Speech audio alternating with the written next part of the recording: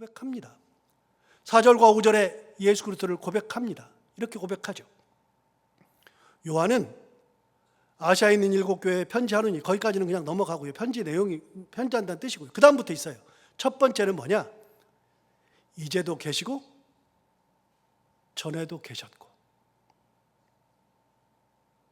예수님은 지금도 계시지만 전에도 계신 분. 두 번째, 장차 오실 분. 사도 요한이 만난 예수는 지금도 계시고 전에도 계셨는데 장차 오실 그분이 바로 예수 그리스도입니다. 5절에 의하면 또 충성된 증인이었다. 여러분, 충성된 증인이라는 것은 하나님의 사명을 받았는데 그 사명에 충성하셨던, 하나님의 말씀, 하나님의 뜻을 증거한 충성된 증인이었던 분이라는 고백.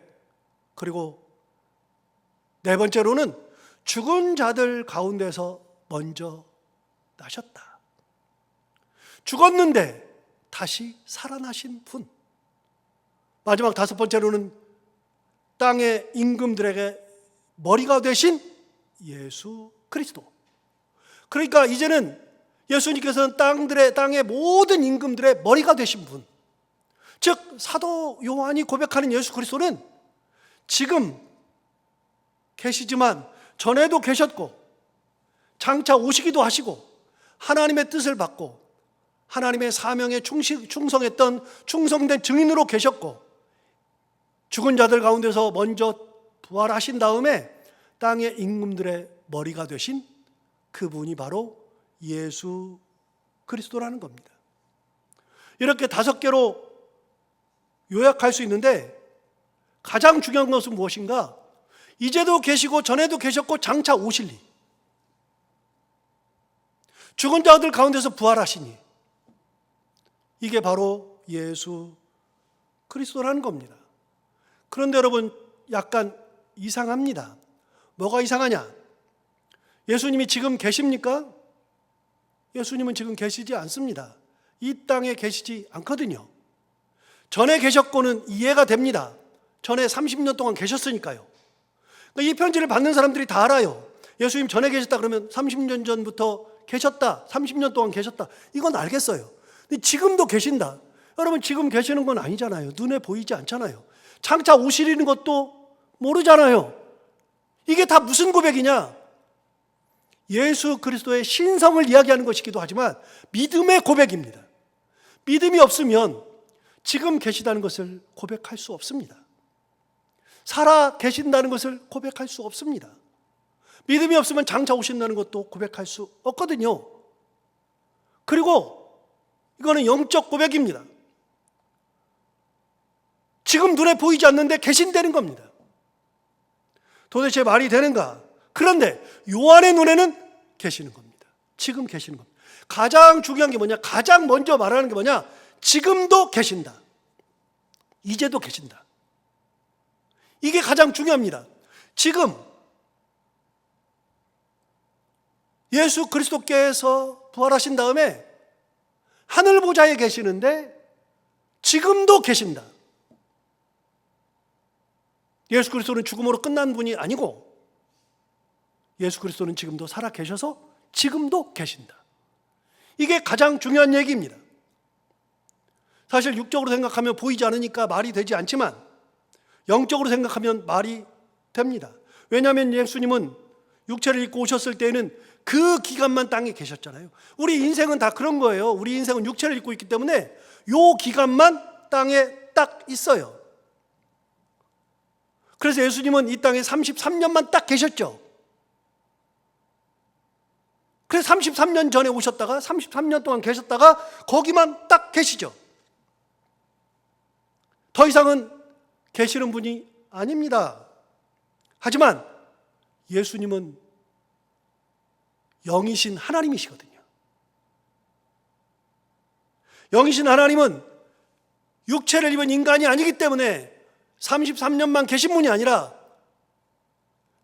지금도 계시지만 전에도 계셨다. 이 전에도 계신 것은 33년 전의 이야기를 하는 게 아니라 그 전에 옛날 그때도 계셨다는 겁니다.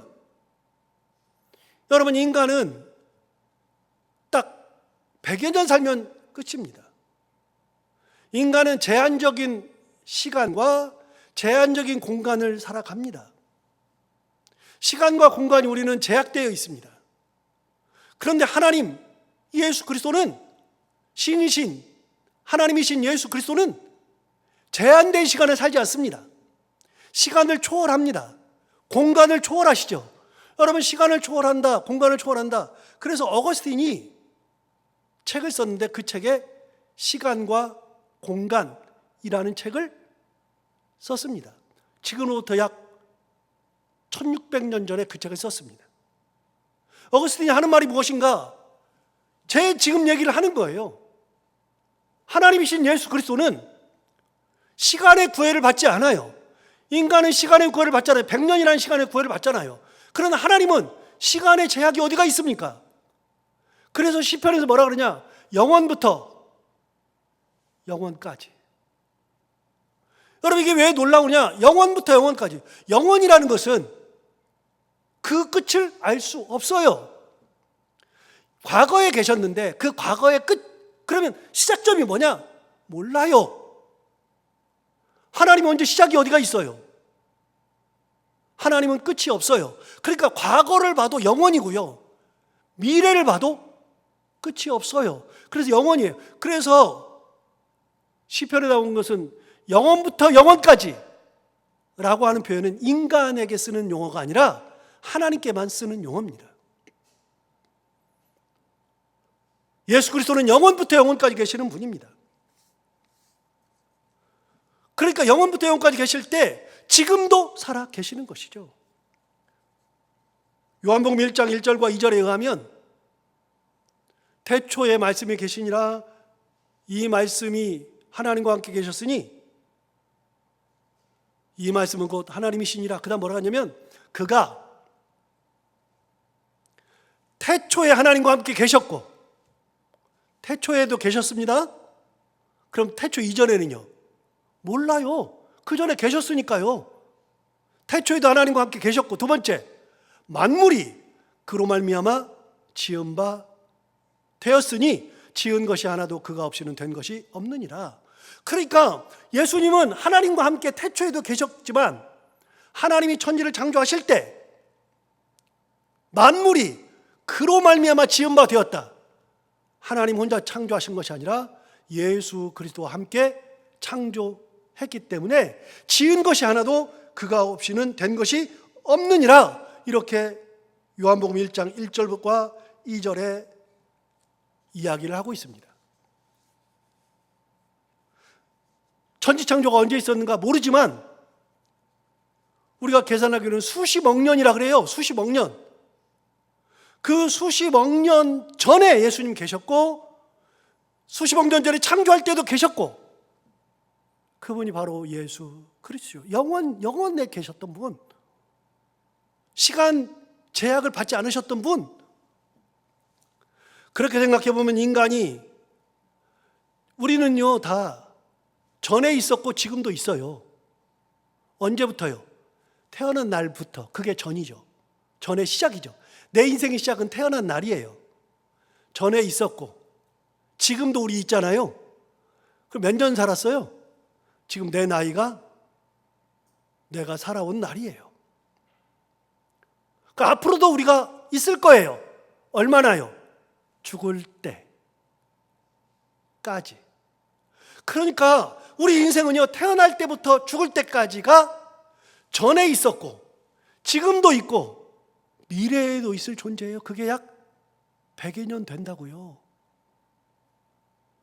그러면 수십억 년을 지나왔고 앞으로도 언제까지 갈지 모르지만 그 엄청난 기간 동안의 100년은 점도 안 돼요. 우리가 살아가는 인생은 점도 안 된다고요. 얼마나 짧아요. 그런데 그 100년도 못 살아요. 그렇게 짧은 찰나의 순간을 사는 우리가 그 기간을 살아가면서 얼마나 많은 사건을 경험하고, 진짜 사건 많잖아요. 이런저런 감정에 휩싸여 살고, 그러다 보니까 어떤 때는 죽을 것 같다라고 느낄 때도 있고, 탈출구가 없는 어려움 속에서 살기도 하고, 뜻대로 되지 않아 방황할 때도 있고, 사람들과의 관계에서 상처를 받을 때도 있고, 어떤 사람은 쫄딱 망하기도 하고, 어떤 사람은 병으로 고생할 때도 있고, 어떤 사람은 일이 풀리지 않아서 내가 뭔가를 잘못해서 어려움을 겪기도 하고, 우리는 그 100년 사이에 엄청난 일을 많이 경험한다고요. 그런데 그 100년을 사는데 우리가 이 땅을 살면서 다투고 마음 상하고 괴로워하는 것들을 보면, 사실 영원부터 영원까지 보면 우리 100년 먼지만도 안 되고 전밖에 안 되는데, 거기에서 우리는 그러고 살아요. 거기서 생각해 보면 아무것도 아니에요. 아무것도. 진짜 아무것도 아닌 인생 사는 동안에 우리는 그야말로 그 많은 것을 가지고서 마음 상하고 힘들고 그래요. 우리 인생이 대단한 것 같아도 우리는 아무것도 아니라는 겁니다. 여러분, 그럼에도 불구하고 우리가 당하는 고통이나 아픔이나 괴로움이나 짜증이나 이것들은 굉장히 중요합니다. 왜 중요하냐? 몇 번 말씀드렸어요? 사람의 고통이나 사람의 정신적인 문제나 사람의 아픔이라를 1부터 10까지 점수를 매겨서 1은 이건 아픈 것도 아니야. 사람 다 있어. 2는 조금 아파. 3은 좀 많이 아프네. 그럼 10까지 가면 이 사람은 살 수가 없는 사람, 그 정도로 고통 심한 사람, 이렇게 1부터 10까지 숫자로 쫙 계량을 해놓고 보면, 상담자 입장에서 딱 보면, 객관적으로 딱 보면 1부터 10까지 있는 사람들이 쫙 있는데, 그 사람들을 보는 순간에 막 호소해요. 그런데 보면은 별것도 아니네. 저런 걸 가지고 그래? 야, 나는 옛날에 그거 10배, 100배는 더 힘들었다. 그렇게 말해요. 그럼 그 사람 어떻게 돼요? 상처받아요. 엄청 상처받아요. 그래서 항상 드리는 말씀이지만, 1이든 5든 10이든 세상에서 가장 큰 아픔은 내 문제예요. 내가 1일이니까 사람들이 뭐라고 해도 그 문제가 가장 힘들고 아픈 거예요. 그 아픔을 가지고 우리가 살아갑니다. 그럼에도 불구하고 그렇게 살아가면서 여러분이 지금 여기까지 살아왔다는 것은 여러분이 대단한 거예요. 잘 살아온 겁니다. 그 아픔과 시련과 역경 속에서도 신앙을 지키고 살아온 것을 보면 여러분 정말 위대합니다. 제한적인 삶을 살지만, 그러나 그런 삶 속에서 쫙 펴놓고 보면 아무것도 아닌 인생 살아가고 아무것도 아닌 일 같지만, 그래도 내가 인생 살아갈 때는 내 문제가 가장 크고 아프고 괴로운데 무너지지 않은 여러분들, 잘 이겨내고 여기까지 오신 여러분들, 위대하고 칭찬할 만합니다. 자기 자신을 칭찬해줘도 괜찮습니다. 정말 대단하죠. 그런데 요한이 기억하는 예수 그리스도는 만세 전부터 계시고 만세 후까지 다 계시는데, 제한적으로 이 땅에 계시면서 고난당하고 역경당하고 우리가 당하는 것보다 훨씬 더 많이 당하셨는데, 그런데 그런 것들은 아무것도 아니에요. 그냥 지금도 살아 계셔요. 과거에도 살아 계셨고 지금도 살아 계시고 장차 오실 이예요. 예수님은 아까 충성된 증인이라 그랬잖아요. 그렇게 아픔이 있고 어려움이 있고 힘드는데 그것 때문에 예수님 무너지지 않았거든요. 그것 때문에 괴로워하면서 그들과 대적해서 싸우지 않았거든요. 무너지지 않으면서 끝까지 하나님께서 맡겨주신 사명 충성되게 잘 감당하셨잖아요. 그래서 예수님은 어떤 분이냐? 지금 이 편지를 받는 사람들이 어떤 사람들이냐? 이 편지를 받는 사람들은 고난의 길을 가고 심지어는 죽음의 길을 가는 사람들이에요. 너희들 문제가 참 크지? 그런데 예수 그리스도는 만세전부터 지금 계시고 앞으로도 오시고, 그런데 그 예수 그리스도가 이 땅에 계실 동안에는 충성된 증인으로 사셨던 분, 우리보다도 훨씬 더 큰 아픔을 가졌는데도 끝까지 무너지지 않고 하나님의 사명을 잘 감당하셨던 분이라고 소개하는 겁니다. 여러분, 편지 받는 사람들이 다 누구인가? 그런 사람들이에요. 그런 사람들에게 이 예수 그리스도를 소개하고 있는 거죠. 최악의 길을 가셨던 분. 여러분, 예수님은 그걸 겪으면서도 불평하지 않으시고 하나님께서 주신 사명임으로 충성된 증인의 삶을 살아가셨습니다. 그래서 싸우려고 하지 않았습니다. 순종의 길을 가려고 하셨기에 그 길을 가신 겁니다. 예수님께서 겟세마네 동산에서 기도를 마치시고 붙잡혀 가실 때 베드로가 울분이 생겨서 자기 칼을 빼가지고 거기 왔던 대제사장의 종 말고의 귀를 잘라버렸잖아요. 그때 예수님께서 귀를 털털 털어서 말고의 귀에 딱 붙여주시면서 뭐라고 말씀하셨느냐? 마태복음에 보면 이렇게 말했습니다. 내가 지금이라도 12군단도 더 되는 천사를 보내달라 할 수 있는데 그렇지 않는다. 주님은 천군 천사를, 12군단도 더 되는 천군 천사를 얼마든지 불러올 수 있었습니다. 그러나 그게 하나님의 뜻이 아니거든요. 내가 고난의 길을 가서 십자가를 지는 것이 하나님의 뜻이거든요. 그 길을, 충성된 길을 예수 그리스도는 충성되게 가셔서 증인으로서의 삶을 끝까지 살았다. 지금 편지받는 7교회 성도들이 핍박을 받는 무리들인데 언제 잡힐지 모르고 잡히면 사는 것을 장담하기 어렵고 대부분은 죽음의 길을 가는 무리들인데, 그 짧은 기간을 살면서도 그나마 죽음의 길을 가는 고난의 성도들인데 그들에게 누굴 소개하느냐? 내가 만난 예수 그리스도, 우리가 잘 아는 대로 십자가에 달려서 돌아가신 예수 그리스도.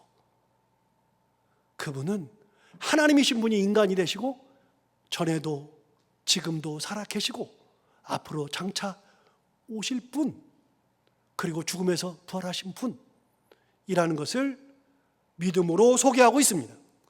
지금 이 편지를 받는 이들이 죽음의 길을 가지만 예수님께서 먼저 가셨다. 지금 이 편지를 받는 이들이 고난과 역경의 길을 가지만 예수님께서 고난과 역경을 먼저 겪으시고 그 길을 가시면서 충성된 증인의 길을 가셨다는 것을 상기시켜 주는 겁니다. 요한이 고백하는 이 신앙이 정말로 중요합니다. 예수님은 죽었으나 살아 계시는 분, 부활하신 분, 충성된 증인으로 사시고 모든 임금들의 머리가 되신 분. 그렇다면 죽음의 길을 가는 사람들이, 우리가 죽으면 끝이 아니라 예수님이 가셨던 길을 똑같이 따라가면서 우리 주님의 길을 갈 때 주님처럼 우리도 부활하고 주님처럼 영원히 사는 것을 제시해 주는 거죠. 고난의 길을 가는 사람들에게 그 고난이 헛된 것이 아니야. 주님이 먼저 가셨으니 그 길을 가면 돼. 괜찮아. 주님이 너희들의 열매야. 너희들에게 먼저 본보기가 되신 분이야. 그렇게 소개하고 있는 겁니다. 굉장히 중요한 것을 소개하고 있는 거죠. 힘을 내서 주님의 길을 가기를 격려하고 있죠. 여러분, 주님은 어떤 분이 되셨느냐? 고린도전서 15장 20절에 의하면, 그러나 이제 그리스도께서 죽은 자 가운데서 다시 살아나사, 그다음 뭐라 그러냐면 잠자는 자들의 첫 열매가 되셨도다. 주님은 잠자는 자들의 첫 열매가 되셨다는 겁니다. 본보기가 됐다는 거죠. 죽은 자 가운데서 다시 살아나셨는데 그것이 우리는 없다고 생각하는데, 다 죽은 자들이라 할지라도 그들이 예수님께서 태어난 것을, 부활하신 것을 먼저 보이시면서 나머지 사람들에게 내가 첫 번째 열매야? 잠자는 자들의 첫 번째 열매야? 내가 이 길을 가서 부활했어. 첫 번째 열매야. 그러니까 너희들도 나 같은 열매를 맺을 수 있어 라는 것을 예수님께서 가르쳐 주신 첫 번째 열매가 되신 겁니다. 여러분, 첫 번째 열매는 중요합니다. 아브라함은 75세에 부르심을 받아 하나님께서 이끄시는 대로 그 길을 따라 가나안에 들어가게 되었잖아요. 그 나이 75세입니다. 하나님의 인도하심에 의해서 그 길을 가게 된 것은 쉽게 갈 수 없죠. 여러분, 나이 들어가지고 자기 거처를 움직인다는 것은 말이 안 되잖아요. 그런데 하나님께서 가래요. 가라 그러는데 하나님께서 무작정 불러가지고서 보내요. 이게 창세기 12장 1절부터 3절에 나오는 아브라함의 소명 관련된 얘기잖아요. 이해가 안 돼요. 그래서 히브리서 기자가 11장에서 믿음장에서 성도들의 믿음을 쭉 설명하면서 아브라함의 믿음을 설명할 때 11장 8절에서 이렇게 소개한 적이 있습니다. 믿음으로 아브라함은 부르심을 받았을 때 뭐 했다? 순종했다. 다시요. 아브라함이 가던 길을 뭐로 표현했냐? 믿음의 길이라 그랬어요. 믿음으로. 그 다음 뭐라 그러냐? 아브라함은 부르심을 받았을 때 믿음으로 한 행위가 뭐예요? 순종이에요. 순종하여 장래 유업으로 받을 땅에 나아갈세. 그 다음 뭐라 그러냐? 갈 바를 알지 못하고 나아갔다. 그러니까 아브라함이 갔던 길을 뭐라고 소개하느냐? 믿음의 길이요 순종의 길이었다는 겁니다. 그리고 그 길은 얼마나 무모한 길이었느냐? 갈 바를 알지 못하고 나아갔던 길. 여러분, 세상에 가장 불안하고 힘든 길이 어느 곳이냐? 갈 바를 알지 못하고 가는 길입니다. 그런데 믿음의 길을 가는 우리에게 아브라함이 그 길을 제시해 주는 거예요. 어떻게 해요? 믿음의 길을 가면 돼. 순종의 길을 가면 돼. 갈 바를 알지 못하고 갈 때에도 믿음으로 순종으로 가면 돼. 그걸 가르쳐 주는 거예요. 여러분, 갈 바를 알지 못한다. 창세기 12장에서는 뭐라 그러냐? 내가 내게 보여줄 땅으로 가라. 보여준 땅이 아니라 보여줄 땅이라고 했습니다. 아무것도 모르고 어디로 가야 될지 모르고 그 길을 가는 겁니다. 요즘은 내비게이션이 있어가지고 어느 곳을 가든 일단 차를 타면 내비게이션부터 딱 켜가지고 누르죠. 목적지를 딱 누르죠. 그리고 내비게이션을 충실히 따라갑니다. 진짜 충실히 아무리 초행길이라도 내비게이션을 충실히 따라갑니다. 그래서 우스갯소리가 있잖아요. 남자는 태어나서 3명의 여자 말을 잘 들어야 된다고. 한 명은 엄마 말을 잘 들어야 되고, 두 번째는 아내 말을 잘 들어야 되고, 세 번째는요, 내비게이션 여자 말을 잘 들어야 된다고. 우스갯소리 있잖아요. 그만큼 내비게이션 안내를 잘 듣고 따라가는 것이 중요하죠. 그래서 여러분, 요즘은요 미지의 길, 초행길을 가는데 큰 두려움이 없어요. 내비게이션만 잘 보면 갈 수 있으니까요. 너무나도 희한하죠. 어떻게 딱 찍으면 그 앞에서 딱 세워줘요. 목적지에 도착하였습니다. 어떻게 알고 그냥 딱 해줘요. 정말 신기하죠. 그래서 요즘은 초행길이 아닙니다. 놀라운 거는요, 외국에서는 어떨까요? 우리는요, 내비게이션을 쓸 때 뭘 쓰냐면 가장 많이 쓰는 게 티맵을 써요. SK텔레콤에서 나온 티맵. 그 다음에 KT에서 나온 올레내비를 많이 쓰고요. 카카오에서 만든 카카오 내비도 쓰고, 네이버에서 만든 네이버 내비도 써요. 여러 개를 써요. 그 다음에 유로로 제공받을 수 있는 아틀란이라는 개인 회사에서 만든 내비도 써요. 어쨌든지 간에 우리는 우리나라의 앱을 쓴다고요. 이게 굉장히 상세해요. 외국은요, 자기 나라 앱을 가진 나라가 없어요. 우리나라만 가지고 있어요. 놀랍지 않아요? 지도의 앱을 가지고 있는 나라는 우리나라가 유일해요. 외국은 만들질 않아요. 그럼 외국은 어떻게 하고 다녀요? 외국은요, 구글에서 만든 구글맵을 써요. 구글 내비를 쓴다고요. 구글은요, 항공에서 찍은 것을 다 분석해가지고 전 세계에 있는 도로를 다 해가지고서 다 만들었어요. 이 땅을 전부 다 만드니까, 지구를 다 만드니까요, 내비게이션 역할을 하는데 우리나라에서 만든 내비게이션처럼 아주 이렇게 디테일하지가 않아요. 그래서 뭉툭뭉툭 이렇게 얘기해 줘요. 그래도 외국에 나가서도 가장 먼저 키는 게 구글 맵이에요. 구글 내비게이션. 저는 외국에 나가서 렌트를 해가지고 제가 운전하고 다니잖아요. 그때마다 핸드폰으로 구글 맵을 딱 켜가지고 목적지를 해서 다녀요. 아무런 문제가 안 돼요. 구글은 얼마나 대단한지 아세요? 구글은요, 산 같은 데 들어가면은 인터넷이 끊기잖아요. 그러면 내비가 안 돼요. 그런데 희한하게 구글은요, 한 번 연결이 돼 있잖아요. 그러면 인터넷이 끊겨도 길을 안내해요. 저 희한하죠. 그런데 그걸 만약에 구글 맵을 껐다, 인터넷이 안 되면 그 다음에 못 켜요. 그냥 인터넷이 안 되면 구글 맵을 끄면 안 돼요. 그냥 가면 돼요. 가면 얘가 길을 끝까지 찾아줘요. 너무나도 놀라워요. 여러분, 내비게이션이라고 하는 것이 우리 생활에 진짜로 중요한 역할을 해요. 그런데 내비게이션 나오기 전에는요, 다 지도 가지고 다녔잖아요. 그래가지고 지도 이렇게 두꺼운 거 가지고 그렇게 다녔다고요. 두꺼운 거는 서울시 지도만 해도 이렇게 두꺼웠다고요. 축적 지도를 썼는데 1대 25,000, 1대 10,000, 1대 5,000, 1대 2,500 이렇게 해서 축적 지도를 썼는데 1대 2,500이면 그 지역을 2,500배로 확대한 거예요.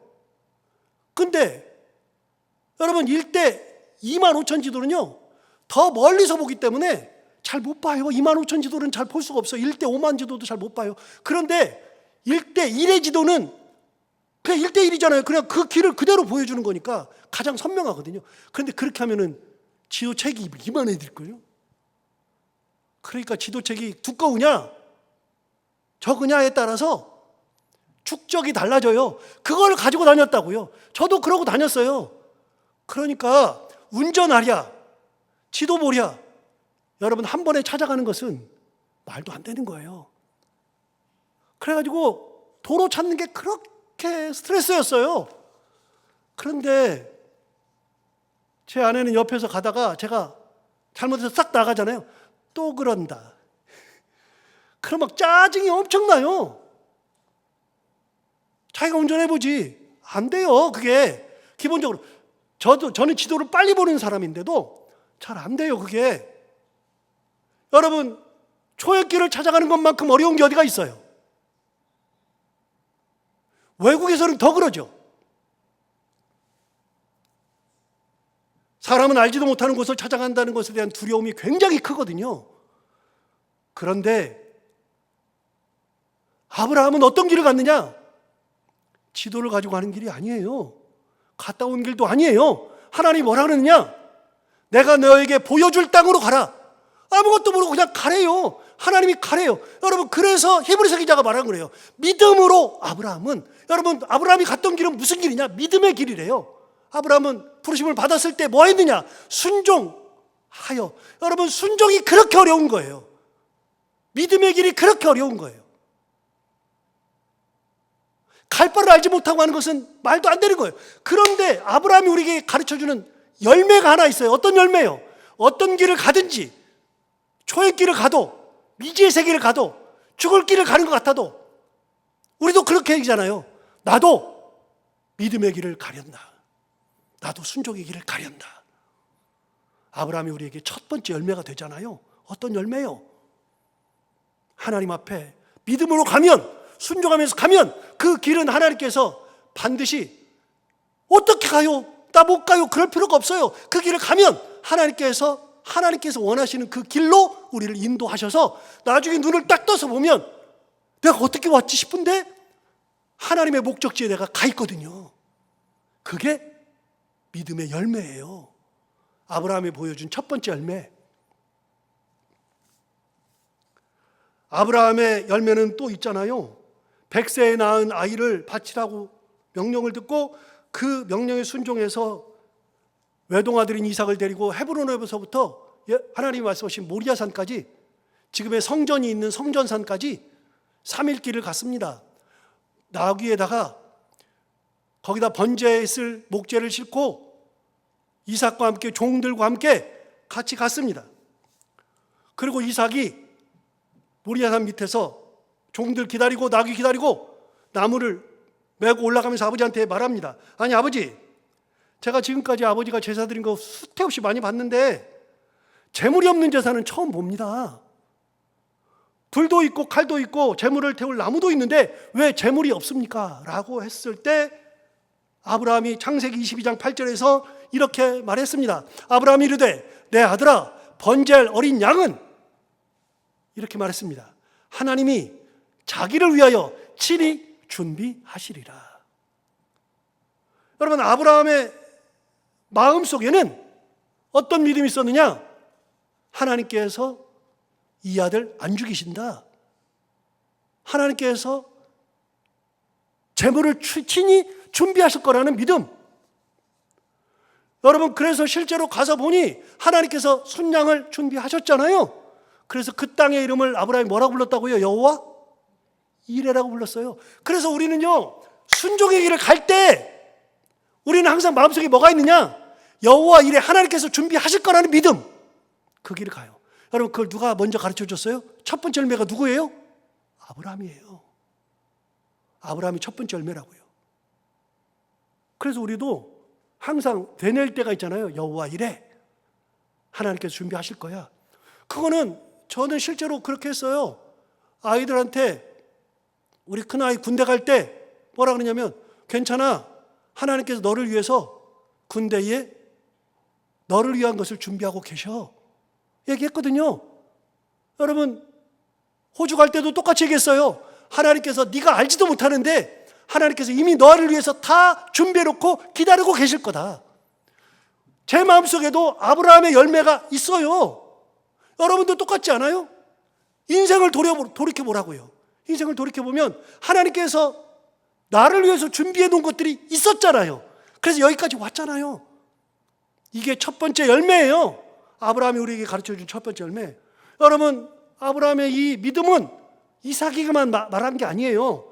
이삭이 이걸 메고 올라가기 전에 종들에게 뭐라 그러냐면, 밑에서 기다리는 종들에게 뭐라 그러냐면 이렇게 말했어요. 너희는 나귀와 함께 여기서 기다리라. 그러면서 뭐라 그러냐? 내가 아이와 함께 저기 가서 예배하고, 그러면 아이가 죽을 거 아니에요? 혼자 와야죠. 그런데 그럼 뭐라 했냐면, 우리가 너희에게로 돌아오리라. 아브라함은 종들에게도 이삭과 함께 가가지고 이삭을 바치고 혼자 와야 되는데 우리가 함께 돌아온다고 얘기해 줬어요. 그 믿음에는 뭐가 있느냐? 하나님께서 반드시 이 아이를 바치라고 했어도 이 아이를 받지 않고 다른 것을 준비하실 거라는 믿음. 그래서 여호와 이레는 중요한 거예요. 아브라함이 가르쳐준 믿음이에요. 믿음의 열매. 여러분, 이게 아브라함 얘기만이 아니에요. 요셉은요, 종살이 하면서도 하나님과 동행하니까 하나님께서 인도하시잖아요. 아, 그런 삶을 살아갈 수 있다는 열매.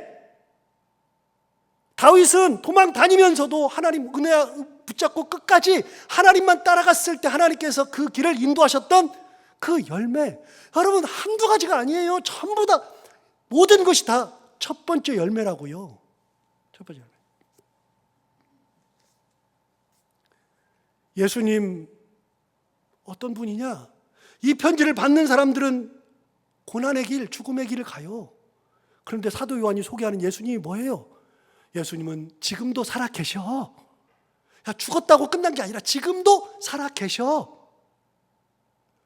고난의 길 갔어. 죽음에 갔어. 그러니까 죽음의 길 가서 끝났지? 아니, 지금도 살아 계셔.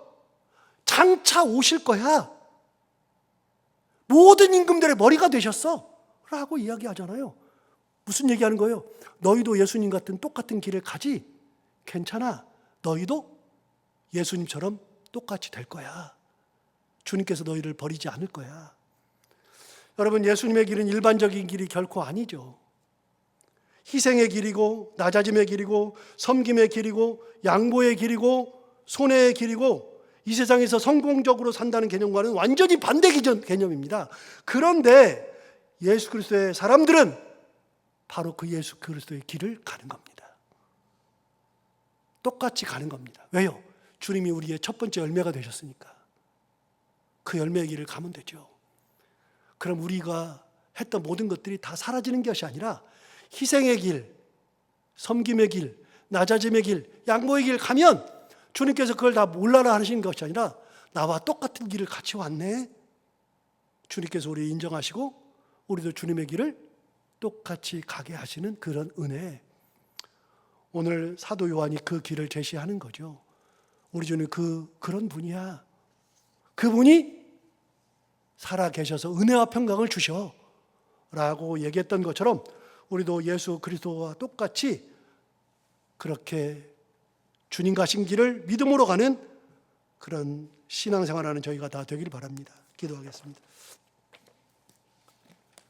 하나님 아버지 감사합니다. 오늘 귀한 말씀 우리를 깨워주셔서 감사합니다. 이 말씀 통해서 주님이 가시는 길이 첫 번째 열매의 길, 우리에게 본보기로 따라갈 수 있기를 원하는 길임을 다시 한번 깨닫게 해주셔서 감사하고, 고난의 길, 죽음의 길을 가는 그들이 예수님 바라보면서 그래 우리도 예수님처럼 가셨던 그 길을 믿음으로 가야지, 그분이 바로 은혜와 평강을 주시는 분이신데 그분의 길을 묵묵히 가야지 결단하게 했던 것처럼 오늘을 사는 우리도 그 예수 그리스도의 길을 우리의 첫 번째 열매가 되시고 믿음의 본보기가 되신 예수 그리스도를 온전히 따라가며 주님의 길을 기쁨으로 따라가는 저희들 모두가 다 되게 하여 주옵소서.